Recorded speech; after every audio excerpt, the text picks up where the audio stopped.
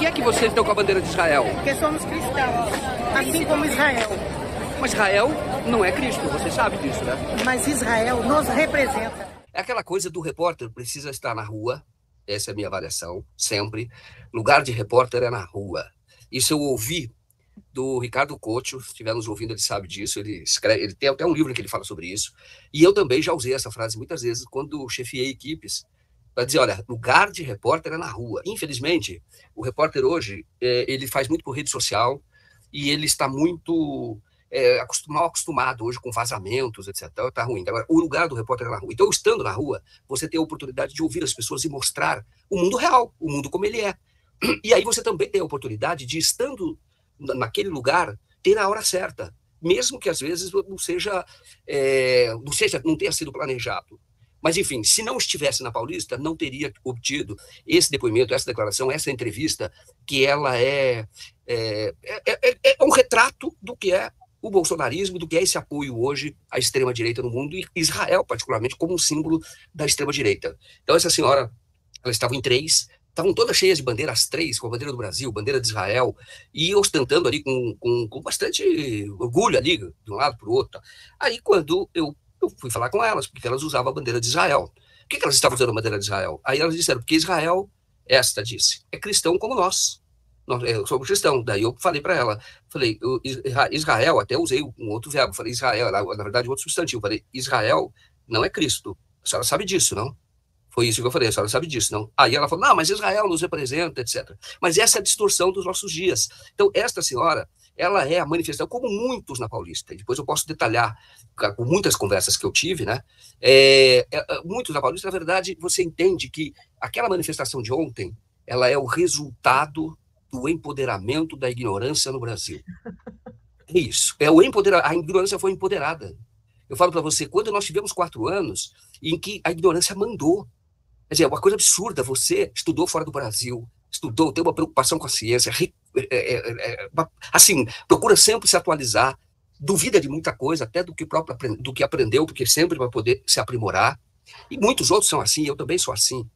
E aí, eu digo o seguinte, nós tivemos 4 anos em que mandava, por exemplo, na política da saúde, no momento mais agudo, alguém que não entendia nada de saúde, que era um militar, e expôs que os militares, na verdade, são uma instituição onde a ignorância está empoderada, armada. E a gente percebeu isso, nós vimos isso agora. Então nós vimos toda a cultura, estava uma pessoa que era anticultura, que era o caso do Mário Frias. Você tinha na Fundação Palmares, que é aquele jornalista que é negro, mas é contra o movimento negro, então nega a luta racial necessária no Brasil. E é isso, é essa ignorância empoderada. E é uma ignorância que muitas vezes ela é bem colocada, às vezes tem diploma, mas é muito cheia de preconceito, muito cheia de preconceito. Então tem essa e as outras, e eu conversava com as outras pessoas, conversei com muitos, todos eles têm um discurso unificado. O WhatsApp, de fato, está unificando o discurso deles, ele é coerente, não é coerente. E é unificado pelo ódio, pelo inimigo comum, né? Quem é o inimigo comum? É o comunismo, é o terrorista, entre aspas, né? Citando eles aí. É sempre o que une esse inimigo comum, que é a característica do fascismo. Né? Exato. Eu acho interessante. É o ódio, mas isso é algo que a esquerda pode aprender também. Sim. Porque é o seguinte, eles estão conectados. Eles compartilham conteúdo, que é o conteúdo unificado, Malafaia da vida e outros. Por isso é que a fake news ganha muitos adeptos. Porque eles estão todos conectados, um grupo vai passando para o outro, eles vão acreditando nisso porque querem acreditar, e aí é o ódio que você fala, porque querem acreditar. Mas aqui no Brasil, matérias que eu faço, raramente um deputado do PT compartilha. A extrema-direita, o Nicolas, ele compartilha tudo. E quando ele não era esse político importante, todo mundo compartilhava dele. Então, o que acontece? Existe uma união, existe um movimento que eles entendem, por isso é que eles cresceram. Eles entendem como uma revolução conservadora necessária. Eles entendem assim. E é isso que os motiva. É isso que precisa atender. E a esquerda está acomodada. E eu estou dizendo para você, a justiça ela vai conter o avanço da extrema-direita até um ponto. Mas eu conversei aqui, uma vez entrevistei com o Pedro Serrano, ele disse, é preciso ir para as ruas, é preciso criar um movimento real de defesa da democracia, porque eles estão envolvidos nisso, eles estão motivados. Mas, como eu disse, o discurso é unificado e ele é mentiroso.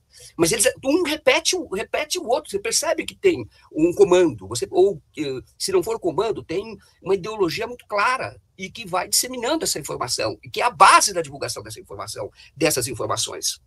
E as lideranças, como eu disse, você pode ver que as lideranças políticas, novidades, surgiram na extrema-direita. E todo mundo fala deles. A esquerda não surgiu, está tudo envelhecendo. Por quê? Porque também tem uma coisa que, me perdoem, os bons deputados que lutaram a vida inteira e continuam lutando, mas eles têm medo de perder o mandato. Porque se coloca uma novidade, essa novidade pode ter mais voto que eles e eles podem perder o mandato. Porque é a característica da própria legislação brasileira eleitoral, que ela é problemática, mas então que se mude, mas que não se impeça o surgimento de novas lideranças, como surgiu na direita, extrema-direita, nem na direita, foi na extrema-direita, e é preciso ter novidades também ali no campo da esquerda. Eu vejo assim, então, é o empoderamento da ignorância, e todos eles falam, por exemplo, eles têm certeza, e eles dizem que já viram vídeo, só que não mostram um vídeo, que, na verdade, o 8 de janeiro foi uma armação do PT. Eles contam dão detalhes, que tinha bandeira lá, que viram vídeo. Aí eu falei, me mostra o vídeo, eu pedi para vários. Não tem, claro que não existe isso. Mas eles criaram essa narrativa e isso sustenta todos eles. Então, há uma justificativa moral do tipo seguinte, não, isso foi culpa da esquerda, nós não somos, o que nós queríamos era um protesto pacífico, etc., e aqueles que estão presos são vítimas disso. Mas claramente todos eles falam. E claro, você chega ali, por exemplo, tem um dentista, olha, você tem uma ideia, com quem eu conversei, e pessoas que ali, como eu disse, diploma, conversei com o governador do Rotary, tomando café ali, e claro, eu não me identificava como 247, porque aí seria realmente perigoso até. Mas eu me identificava como jornalista, porque na verdade eu sou, então não menti para eles de tempo nenhum, e que estava lá para cobrir essa manifestação. Então teve, por exemplo, um dentista que diz claramente, eles contam toda uma história que ele recebeu, ele é espírita, ele recebeu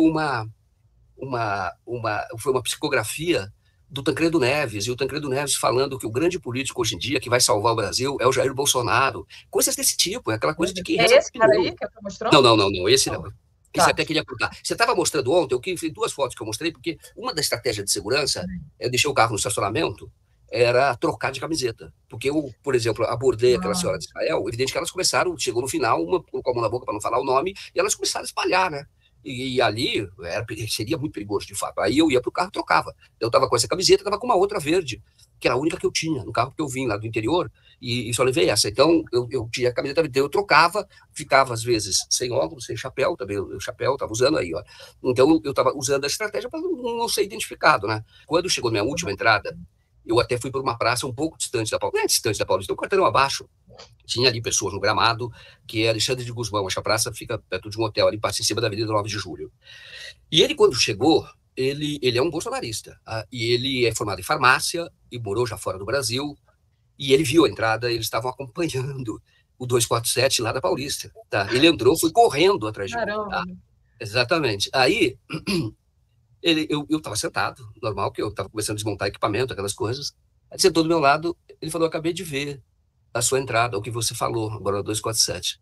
Aí começamos a conversar, né? Daí ele só queria conversar com você, aí ele tentou dar a explicação dele, ficamos conversando durante 1 hora, mais ou menos, e a hora que terminou, estávamos assim, quase num consenso, quer dizer, ele entendendo que por que é que o Brasil corre risco hoje do fascismo, por conta, ainda que o Bolsonaro seja considerado por eles um boa praça, etc., as forças políticas do Bolsonaro conduzem necessariamente para o fascismo. Uma das bases sociais é a teocracia, é o evangelho teocrático.